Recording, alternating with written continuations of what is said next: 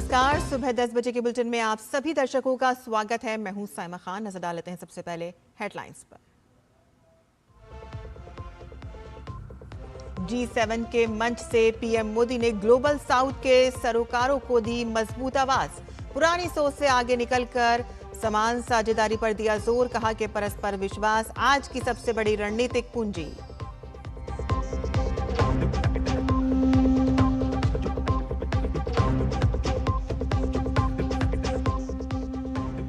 प्रधानमंत्री नरेंद्र मोदी ने G7 outreach सत्र में उठाया हॉर्मुज स्ट्रेट में सी फेरर्स की सुरक्षा का मुद्दा। कहा कि भारत करता है पश्चिम एशिया में शांति प्रयासों में हुई प्रगति का स्वागत।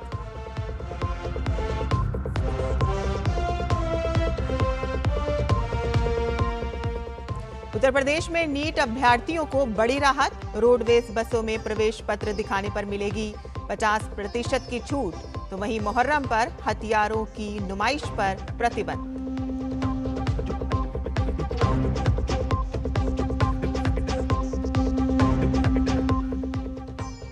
अमेरिका ईरान शांति समझौते से पहले खुल गई 2 महीने की नाकाबंदी। ईरानी कच्चे तेल के टैंकर अमेरिका की घेराबंदी वाले इलाके से निकले बाहर।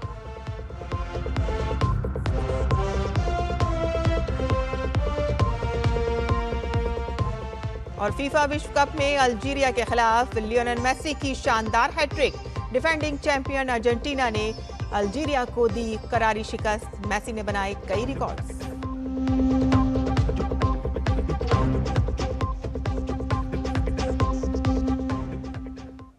और अब समाचार विस्तार से।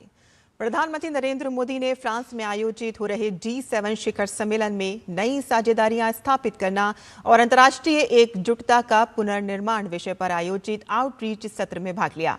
उन्होंने आज के आपस में जुड़े हुए विश्व में अंतर्राष्ट्रीय साझेदारियों के निर्माण में विश्वास के महत्व पर जोर दिया। प्रधानमंत्री ने कहा कि दुनिया को दाताग्राही की सोच से आगे बढ़कर समानता और एकजुटता पर आधारित साझेदारियों की ओर बढ़ना चाहिए। उन्होंने कहा कि भारत हमेशा से मानवता पहले की नीति का पालन करता आया है, जो भारत की अगुवाई वाली इंटरनेशनल सोलर अलायंस, आपदा प्रतिरोधी अवसंरचना गठबंधन CDRI, global biofuel alliance, mission life और एक पेड़ मां के नाम जैसी पहलों में दिखाई देती है।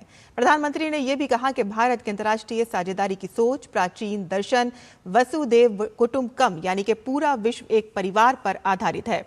उन्होंने अंत में कहा कि भारत सतत और समावेशी वैश्विक विकास को आगे बढ़ाने के लिए पूरी तरह प्रतिबद्ध है।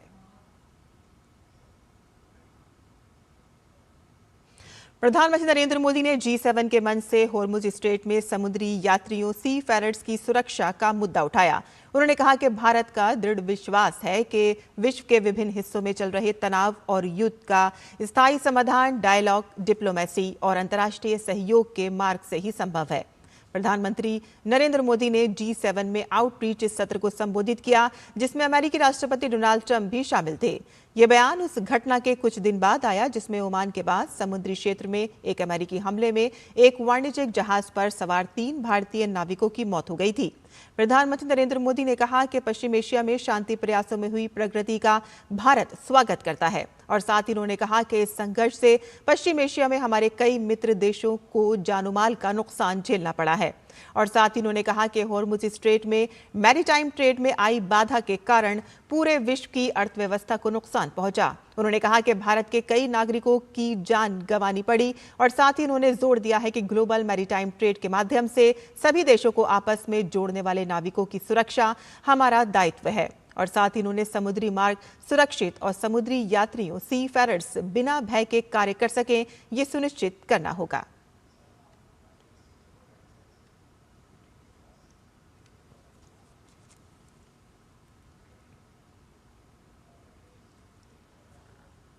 प्रधानमंत्री नरेंद्र मोदी ने एवियन में G7 समिट से इतर कनाडा के प्रधानमंत्री मार्क कार्नी से मुलाकात की। दोनों नेताओं ने द्विपक्षीय संबंधों में हुई उल्लेखनीय प्रगति की समीक्षा की और व्यापार, ऊर्जा, नवाचार, शिक्षा तथा लोगों के बीच आपसी संपर्क और आदान प्रदान को आधार बनाकर साझेदारी को और अधिक मजबूत बनाने के उपायों पर चर्चा की।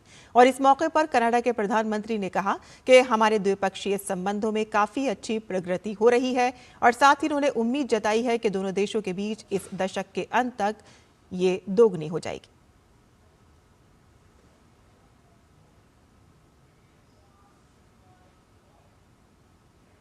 Right from the start, you've set a high bar for the relationship and what we can do together. We are making very good progress. On fait de bons progrès en ce qui concerne notre partenariat économique compréhensif, our CEPA partnership. To be clear, His Excellency likes a deadline. I like one as well. And our deadline is to complete by the G20. Our teams are aware of that and what we're discovering in the negotiations, but also with the exchanges of our universities, cultural exchanges of our businesses, including the largest trade delegation from India, and I think a reciprocal one coming from Canada to India, is that there's so much more to do together, and it's just one objective, which you've set, is to double our trade by the end of this decade. We think we can do more, and with this partnership.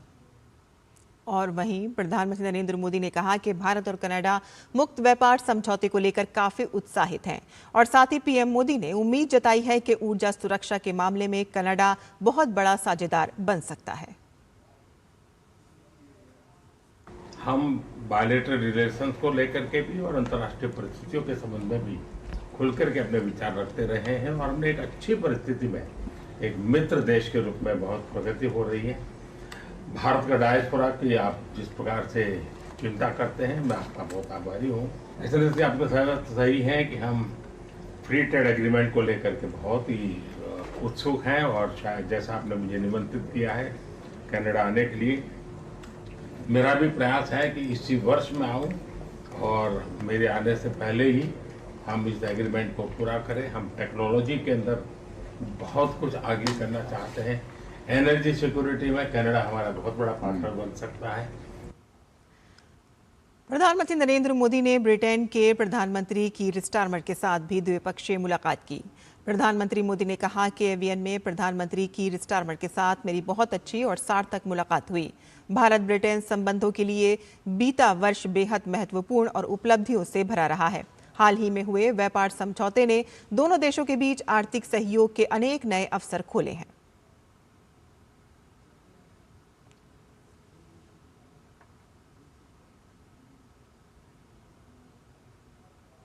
प्रधानमंत्री नरेंद्र मोदी ने संयुक्त अरब अमीरात के राष्ट्रपति शेख मोहम्मद बिन जायद Al Nahyan के साथ भी मुलाकात की और दोनों नेताओं ने आपसी सहयोग बढ़ाने पर चर्चा की।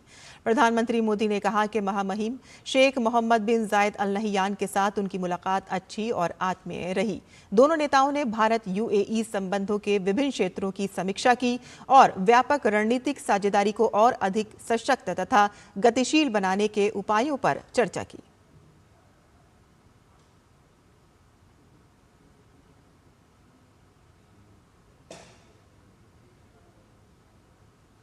वहीं G7 शिखर सम्मेलन में एवियन में G7 नेताओं ने भारत सहित साझेदार देशों के साथ मिलकर कैंसर के खिलाफ वैश्विक लड़ाई को तेज करने का संकल्प लिया है। वर्तमान में ये बीमारी हर साल लगभग 1 करोड़ लोगों की जान ले लेती है। नेताओं ने कैंसर से जुड़े अंतर्राष्ट्रीय शोध सहयोग को मजबूत करने, रोकथाम और स्क्रीनिंग, शुरुआती पहचान और उपचार को बेहतर बनाने तथा वैज्ञानिक नवाचार को तेज करने पर सहमति जताई। मुख्य प्राथमिकताओं में बच्चों, किशोरों और युवाओं में होने वाले कैंसर के लिए वैश्विक डेटा साझा करना, कठिन प्रकार के कैंसर पर शोध बढ़ाना, शुरुआती चरण में बीमारी की पहचान को मजबूत करना और अगले दशक में फेफड़ों के कैंसर से होने वाली मौतों को काफी हद तक कम करना शामिल है। घोषणा में मजबूत स्वास्थ्य प्रणालियों, गुणवत्तापूर्ण कैंसर उपचार तथा व्यापक पहुंच तथा डिजिटल तकनीक, कृत्रिम बुद्धिमत्ता और क्वांटम अनुसंधान के जिम्मेदार उपयोग पर भी जोर दिया गया ताकि मरीजों के बेहतर परिणाम सुनिश्चित किए जा सकें। नेताओं ने कहा है कि इन प्रतिबद्धताओं की प्रगति की नियमित समीक्षा भी की जाएगी।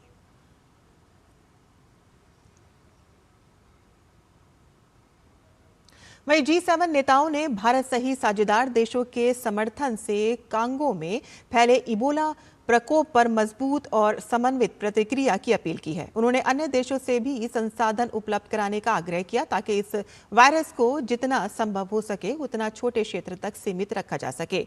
नेताओं ने प्रभावित समुदायों के प्रति एकजुटता व्यक्त करते हुए कहा कि इस प्रकोप को रोकने के लिए निगरानी, संपर्क ट्रेसिंग और परीक्षण, क्वारंटीन उपायों और सीमा पार सहयोग को मजबूत करना अत्यंत आवश्यक है। G7 ने वैक्सीन निदान और डायग्नोस्टिक्स और उपचार के तेज विकास और तैनाती में समर्थन देने का वादा किया और साथ ही अतिरिक्त वित्तीय, तकनीकी और मानवीय सहायता जुटाने की भी प्रतिबद्धता जताई।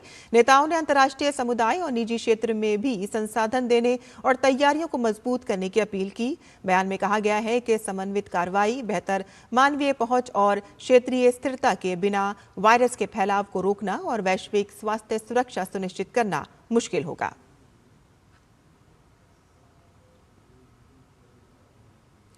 प्रधानमंत्री नरेंद्र मोदी आज पेरिस जाएंगे। पीएम मोदी पेरिस में वीवा टेक 2026 कार्यक्रम में हिस्सा लेंगे और इस सम्मेलन के भारत पवेलियन में स्टार्टअप से जुड़ी कंपनियां हिस्सा ले रही हैं और ऐसे ही कुछ कंपनियों के प्रमुखों से बातचीत की हमारी डीडी न्यूज की संवाददाता ममता चोपड़ा ने। ये है पेरिस में आयोजित वीवा टेक, जो यूरोप का सबसे बड़ा स्टार्टअप और टेक्नोलॉजी का आयोजन माना जाता है, जहां 15,000 स्टार्टअप्स, 4,000 इन्वेस्टर्स और 60 देश भाग ले रहे हैं, जिसमें भारत भी शामिल है, जो एआई पार्टनर कंट्री के तौर पर इस मंच पर उपस्थित है। भारत इनोवेट्स की एक जोरदार धमक के बाद अब भारत पहुंचा है वीवा टेक में और यहाँ पर जो स्टार्टअप्स भाग ले रहे हैं हमारे भारत से, वो भी हमारे साथ जुड़े हुए हैं। इंडिया एआई एंड माइटी के इस प्रोग्राम के तहत हमें यहाँ पे काफी स्ट्रक्चर्ड जीटीएम करने का मौका मिल रहा है। Viva Tech is the largest technology festival of Europe and यहाँ पे एग्जिबिट करके हम काफी बिजनेस अपॉर्चुनिटीज एक्सप्लोर करना चाहते हैं। सो हमने एआई का इस्तेमाल करके सारा social media videos at scale analyse किया है to give them trend intelligence reports so that they can do consumer intelligence better than before. We are able to come to such a place where there is so much opportunity. तो हम बहुत खुश हैं and we are very excited to make the most of it. So AI के use से और AI के advantages को use करके हम companies के लिए उनके workflows और उनके process को simulate करते हैं। जो मेरा ड्रीम था वो यहाँ फुलफिल हो रहा है कि इंडिया में रहकर हम जो प्रोडक्ट्स बना रहे थे, वो ये जो विशाल मंच हमें मिला है वीवा टेक के थ्रू, उसके थ्रू हम पूरी दुनिया को हमारा टेक दिखा पा रहे हैं। तो काफ़ी अच्छा अपॉर्चुनिटी है। हमारे कंपनी का नाम है दातन एंड विसन एंड हम जो सारे कैमराज लगे हुए हैं पूरी दुनिया में उनको स्मार्ट बना रहे हैं। सो जो कैमराज लगे हैं उनको देख पाना कि क्या चीज़ें चल रही हैं हमारे आसपास एंड उसके through police, municipal corporation, companies, वो एज ए ह्यूमन बीइंग आप नहीं कर पाओगे क्योंकि आपके पास इतना प्रोसेसिंग पावर नहीं है। एंड खासकर अभी एआई का जो बूम आया है, हम वो एआई का जो लेयर है वो ये कैमरास पे लगा रहे हैं। तो हम इस तरह से बोलते हैं कि आंखें ऑलरेडी है, हम वो आंखों पे एक दिमाग लगा रहे हैं। तो ये है हमारे देश के यंग स्टार्टअप्स जो हमारे देश के युवा का प्रतिनिधित्व यहाँ इस वैश्विक मंच पर कर रहे हैं। कैमरामैन राकेश कुमार के साथ ममता चोपड़ा, डीडी न्यूज के लिए वीवा टेक पेरिस से। वहीं प्रधानमंत्री नरेंद्र मोदी की पेरिस यात्रा को लेकर वहां रह रहे भारतीय समुदाय बेहद उत्साहित हैं। आइए देखते हैं। भारत और फ्रांस के बीच बेहतरीन कूटनीतिक और रणनीतिक संबंधों से आगे एक आयाम जो बहुत महत्वपूर्ण है वो है पीपल टू पीपल कॉन्टेक्ट। और ये एक ऐसा पहलू है जो होराइजन 2047 रोड मैप में भी नजर आता है। एक महत्वपूर्ण बिंदु है ये इस रोड मैप का भी। जिस तरीके से भारत और फ्रांस के संबंध पीपल टू पीपल के जरिए भी बढ़ रहे हैं, वो ये भी दिखाता है कि जब आप यहाँ फ्रांस में पहुंचते हैं कि यहाँ भारतीय और भारतीयता दोनों अपनी धमक दर्ज करा रहे हैं। 1,19,000 के करीब यहाँ भारतवंशी अगर रहते हैं तो इसके साथ साथ यहाँ भारतीय संस्कृति, भारतीय खान पान, भारतीय फैशन, हर किसी को यहाँ लोग बहुत पसंद करते हैं। और योग, हिंदी ये तो है ही। और जब अंतर्राष्ट्रीय योग दिवस होता है तो बहुत सारे स्थान हैं ऐसे जहां पर जाकर योग का आयोजन किया जाता है और ये यहाँ पे लोगों की जिंदगी का हिस्सा भी बना हुआ है। ऐसे में जब हम बात करते हैं प्रधानमंत्री नरेंद्र मोदी के फ्रांस दौरे की, तो हम यहाँ पर साल प्लेयल के सामने ही उपस्थित हैं और यही वो जगह है जहाँ पर भारतीय समुदाय के साथ प्रधानमंत्री नरेंद्र मोदी रूबरू होंगे, जिसे लेकर भारतीय समुदाय में भी बहुत उत्साह है। बहुत अच्छा लगता है जब हमारे prime minister and global leaders के साथ और हाथ से हाथ, कंधे से कंधा मिला के जब हम काम कर रहे हैं और हमारा बहुत ही कितने सारे हमारे कनेक्ट्स हुए हैं, मतलब विद द राफेल डील्स, अभी अपकमिंग डील्स एंड ऑल। तो बहुत अच्छा लगता है। हम टेक्नोलॉजी के अंदर एज ए पार्टनर काम कर रहे हैं डेवलप्ड कंट्रीज के साथ। So we are very excited. बहुत अच्छा लग रहा है कि टेक्नोलॉजी के लिए, सुरक्षा के लिए, इन सब में हमारे प्राइम मिनिस्टर हैं बहुत ही अपना योगदान दे रहे हैं और दूसरे कंट्री से कनेक्ट कर रहे हैं। भारत और फ्रांस हर स्तर पर अपने रिश्तों को आगे बढ़ाने को आतुर हैं और पीपल टू पीपल कांटेक्ट के माध्यम से और फ्रांस में भारतवंशी अपनी उपस्थिति अपने पेशेवर अंदाज के माध्यम से इस रिश्ते में और नए आयाम जोड़ते भी नजर आ रहे हैं। पेरिस से कैमरामैन योगेश के साथ ममता चोपड़ा, डीडी न्यूज। और यहाँ रुकते हैं छोटे से ब्रेक के लिए, हम जल्द हाजिर होंगे। आप देखते रहिए डीडी न्यूज।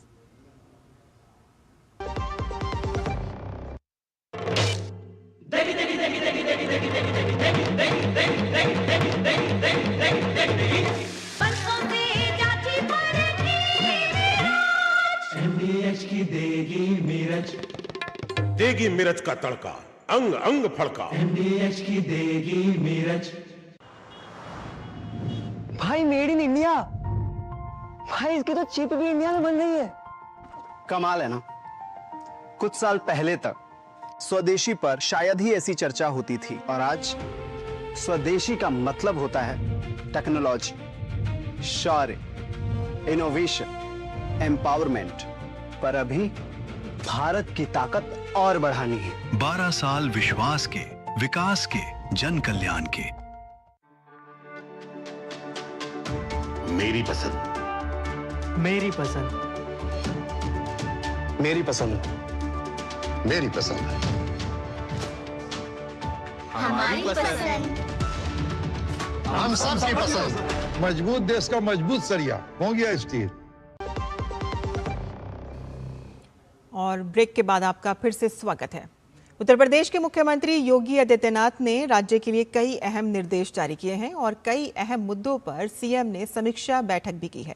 एक नजर डालते हैं सीएम योगी के एक्शन प्लान पर। सीएम योगी की कई मुद्दों पर समीक्षा बैठक की गई और इन समीक्षा बैठक में कई मुद्दे शामिल किए गए, जिसमें नीट परीक्षा को लेकर कमर कस ली गई है और इसको लेकर कई निर्देश भी जारी किए गए हैं।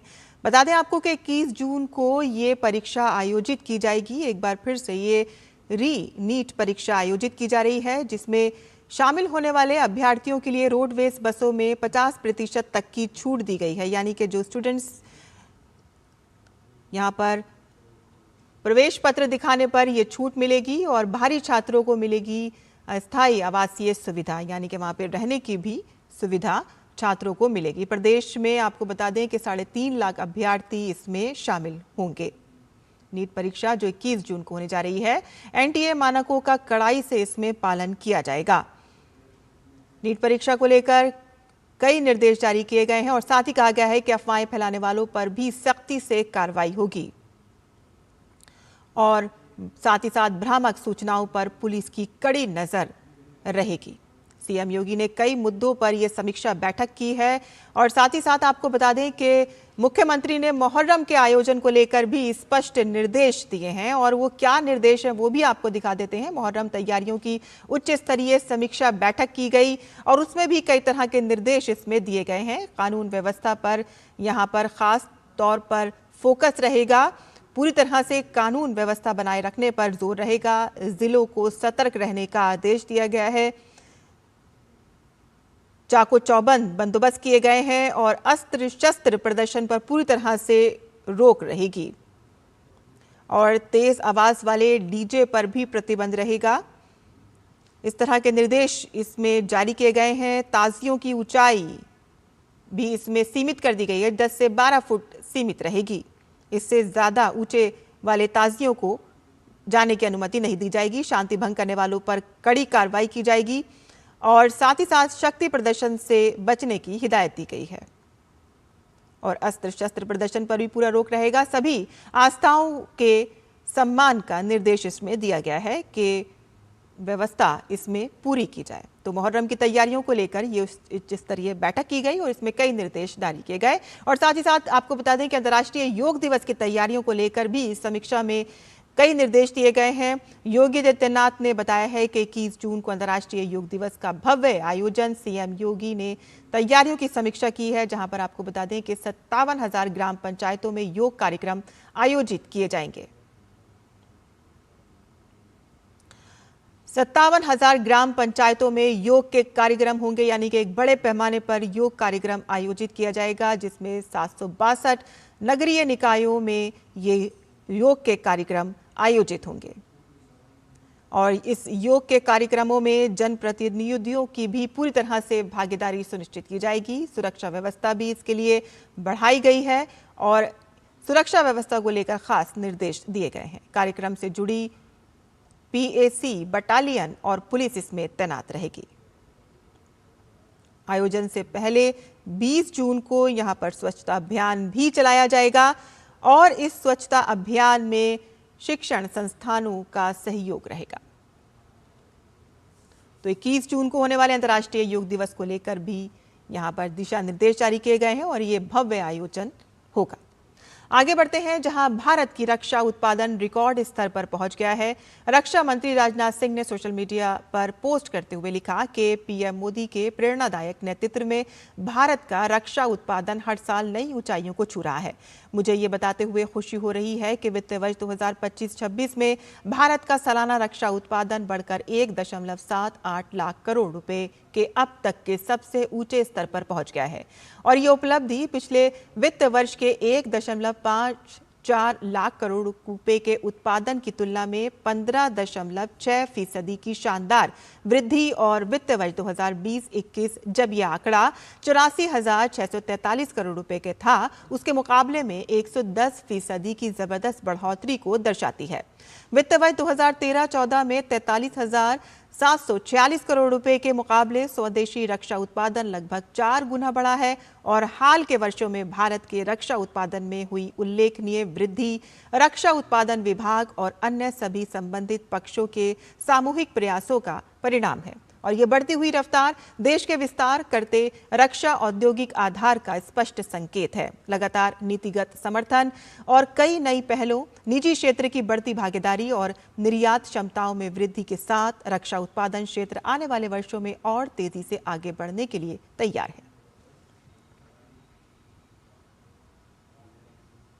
वहीं अंतर्राष्ट्रीय खबरों की बात करें तो अमेरिका ईरान के बीच शांति समझौते की बातचीत के बीच ईरान होर्मुज खोलने को राजी हो गया।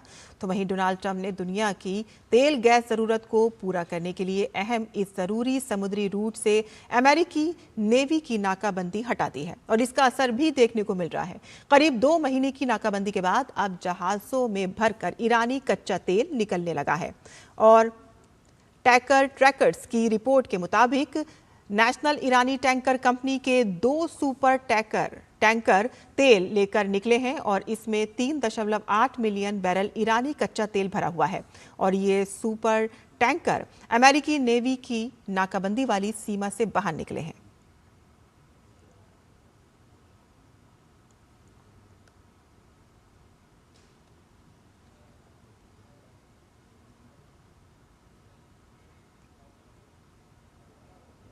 अंतर्राष्ट्रीय योग दिवस 2026 के उपलक्ष्य में दक्षिण अफ्रीका में योग और भारतीय सांस्कृतिक विरासत के प्रचार प्रसार के उद्देश्य से जोहानिसबर्ग स्थित भारतीय वाणिज्य दूतावास में नेल्सप्रूट के लोवेल्ड नेशनल बोटानिकल गार्डन में एक भव्य कर्टन रेजर योग सत्र का आयोजन किया गया। प्राकृतिक सौंदर्य से भरपूर इस स्थल पर आयोजित कार्यक्रम में योग प्रेमियों, भारतीय समुदाय के सदस्यों, स्थानीय नागरिकों तथा विभिन्न संगठनों के प्रतिनिधियों ने उत्साहपूर्वक भाग लिया। तो वहीं 12वें अंतर्राष्ट्रीय योग दिवस के वैश्विक समारोह के अंतर्गत ग्लासगो के ब्रियर्सडेनबर्ग हॉल में भी एक विशेष योग सत्र का आयोजन किया गया और इस कार्यक्रम में भारत के महावाणिज्य दूत ने भी भाग लिया और योग के महत्व को जन जन तक पहुंचाने के प्रयासों का समर्थन किया। और इस वर्ष अंतर्राष्ट्रीय योग दिवस की theme yoga for healthy ageing पर केंद्रित है। कार्यक्रम में इस बात पर विशेष जोर दिया गया कि नियमित योग अभ्यास बढ़ती उम्र के साथ शारीरिक और मानसिक स्वास्थ्य को बनाए रखने में महत्वपूर्ण भूमिका निभा सकता है। और अब खबरें फुटबॉल विश्व कप से जुड़ी हुई।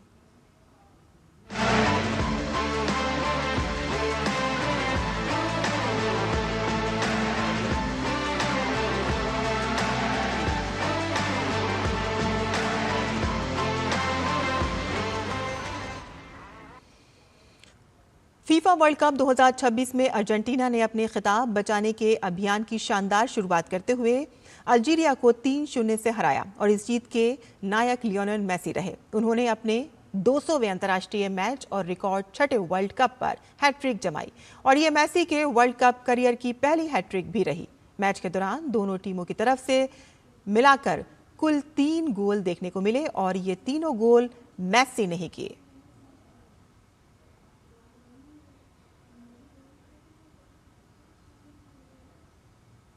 तो ये शानदार जीत देखने को मिली।